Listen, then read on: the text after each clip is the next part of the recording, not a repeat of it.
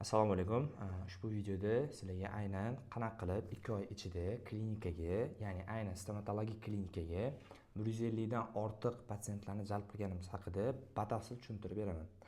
O'zim haqimda aytib beradigan bo'lsam, ismim Otabek.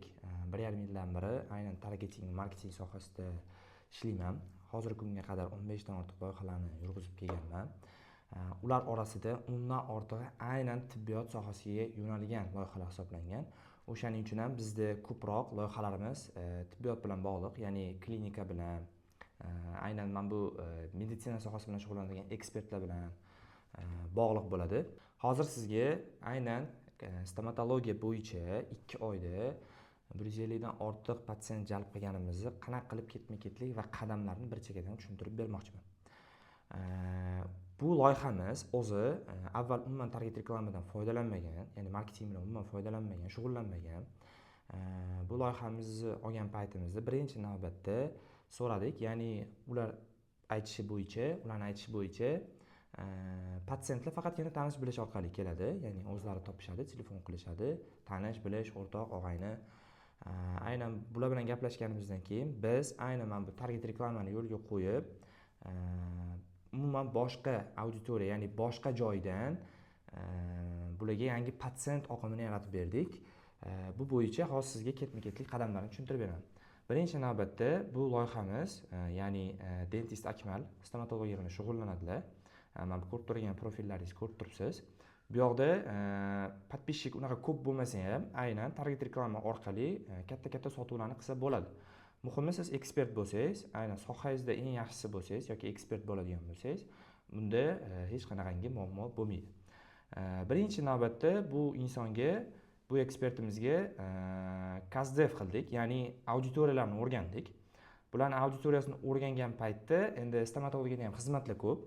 Biz aynan breket turini tanlab oldik. Sababi narx jihatdan ham nisbatan yaxshi, hamda talab nuqtai nazaridan ham odamlarda bu narsaga ehtiyoj juda ham ko'p ekan. O'shaning uchun aynan biz breketni tanlab oldik va bu bo'yicha 2 oylik strategiyani qadam-qadam ishlab chiqdik va buni sizga ko'rsatib beraman. Birinchi navbatda KazDev qildik. Bunda auditoriyaning asosiy og'riqlari odatda tishi notekis bo'ladi, tabassum qilishga uyaladi, o'zi va boshqa yaqinlari oldida o'zini noqulay his qiladi va muloqot qilishga qiynaladi. Misol uchun ochiq bemalol muloqot qila olmaydi, kulishga uyaladi. Tishlar va jag'larida qanaqadir og'riq bo'ladi. Sababi endi buni mutaxassislar ko'proq yaxshi tushunadi. Tishlar notekis chiqqandan keyin odamga har xil og'riq berishi ham mumkin. Undan tashqari tishlarni yuvganda qiynaladi, ovqat qoldiqlari qolib ketadi, tozalashga qiynaladi. Aynan ularning xohishlari qanaqa bo'ladi? Ya'ni tishlari tekis va chiroyli bo'lishini xohlaydi. Odamlar bilan erkin muloqot qilish, tabassum qilishi, uyalmasdan, tortinmasdan gaplashishni xohlaydi. Tish tozalashda turli xil muammolardan xalos bo'lishni xohlaydi. Qolaversa, turli xil tishida, jag'ida qanaqadir og'riqlar bo'lmasligini xohlaydi.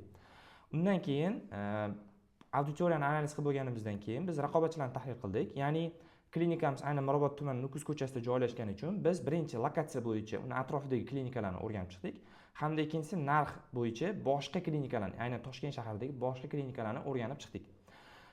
Undan keyin offer tayyorladik, taklif tayyorladik, ya'ni 3 xil taklif tayyorladik.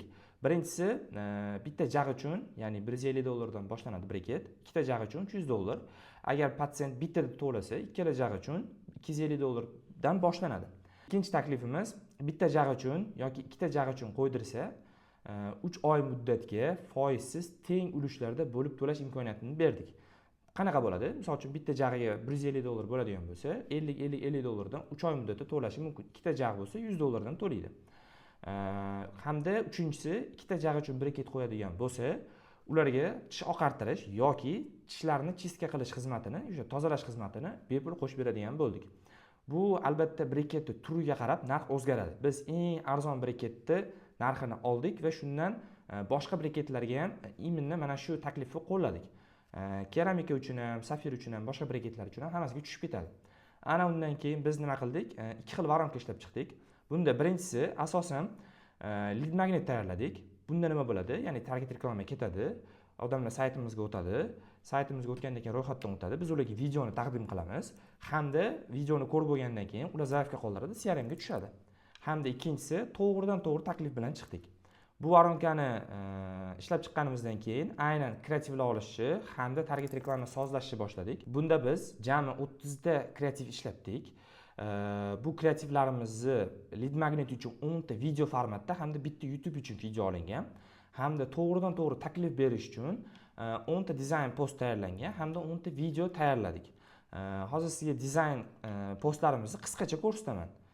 Dizayn postlar asosan mana bunaqa ko'rinishda bo'ladi. Mana tayyorlaganmiz hammasini. Mana shunaqa ko'rinishda bo'ladi. Aynan bu yerda to'g'ridan to'g'ri takliflarimizni hammasini berib chiqqanmiz.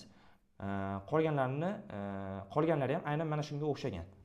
Undan tashqari target reklama yoqdik. Aynan target reklama faqat Toshkent shahri uchun mo'ljallandi. Sababi boshqa joydan Toshkent shahriga kelish nisbatan qiyinroq. O'shaning uchun ham faqatgina Toshkent shahriga reklama yoqdik. Target reklama yoqqanimizda umumiy 2 oyda $980 sarflaganmiz.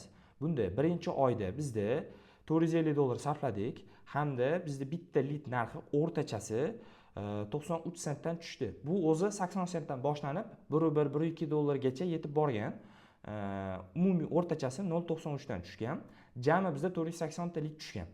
Ikkinchi oyda biz ozgina xatolik ketib qolibdi. Ikkinchi oyda biz $530 sarfladik hamda bizda bitta lead narxi o'rtacha 98 sentdan tushdi.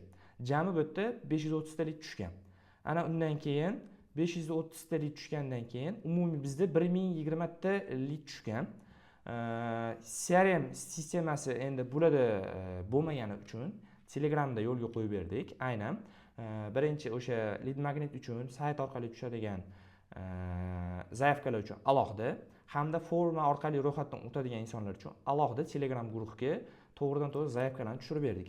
Ana undan keyin sotuv bo'limimiz umumiy tushgan 2 oy davomida 1020 ta leadlardan 15% ga yaqin konversiya qildi. Jami 150 ta patsient qabul qildik. Bu yoqda konversiya biroz pastroq. Sababi reklamani ko'rgandan keyin, zaifga qoldirgandan keyin hamma ham to'g'ridan to'g'ri ko'rikka kelavermaydi. Aynan sotuv bo'limi bog'lanib, konsultatsiyaga ro'yxatdan o'tadiganlarni alohida saralab, ular bilan bog'lanib, ana undan keyin klinikaga tashrif buyurishgacha bo'lgan jarayon birmuncha uzoqroq bo'lgani uchun konversiya shunaqa pastroq. Odatda buni yaxshilash mumkin. Shunda biz 15% konversiya bilan jami 1020 ta leaddan 150 ta umumiy patsient qabul qilganmiz 2 oy ichida. Hamda 2 oy ichida biz $20,000 ga sotuv qilganmiz. Bu aynan bo'lib to'lash uchun 2 oyda tushgan summa.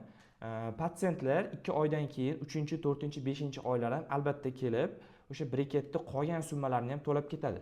Bu umumiy hisoblaydigan bo'lsak, agar jami 3-4 oyga hisoblaydigan bo'lsak, taxminan 40 mingdan oshiq summa chiqadi. Biz aynan 2 oy ichida biz o'zimizga kelib tushgan pul o'sha sotuv qilganimizni qiymati shunaqa bo'lgan. Aynan bu stomatologimizga 2 oy ichida target reklamaga mana shunaqa natija qilganmiz. Siz o'ylashingiz mumkin, qanaqadir podpисчик ko'p bo'lish kerak, qanaqadir auditoriyasi katta bo'lish kerak. Yo'q, aslida unaqa emas. Siz o'zingizning sohangizda mutaxassis bo'lsangiz, xohlasangiz stomatolog, xohlasangiz boshqa tibbiyot sohalari, xohlasangiz klinikaning egasi, umuman ahamiyati yo'q. Tibbiyot sohasida baribir shifokor malakasi muhimroq. Agar siz shifokor yoki boya aytganimdek tibbiyot qaysidir yo'nalishda faoliyat yuritadigan ekspert yoki klinika rahbari, farqi yo'q, kim bo'lsangiz, siz uchun videoni oxirigacha ko'rganingiz uchun maxsus taklif bor. Maxsus taklifimiz bor. Ya'ni bu qanaqa bo'ladi deydigan bo'lsa, maxsus taklifimiz agar sizda o'sha sotuvlar, leadlar bilan muammo bo'layotgan bo'lsa, reklamaga agar siz tibbiyot sohasida ekspert bo'ladigan bo'lsangiz, farqi yo'q, qanaqa yo'nalish bo'lishidan qat'iy nazar, stomatolog bo'lasizmi, boshqa soha bo'ladimi yoki klinikaning rahbari bo'lasizmi, ahamiyati yo'q. Agar faoliyatingiz tibbiyot sohasida bo'ladigan bo'lsa, siz uchun mana shu videoni oxirigacha ko'rganingiz uchun maxsus taklifimiz bor.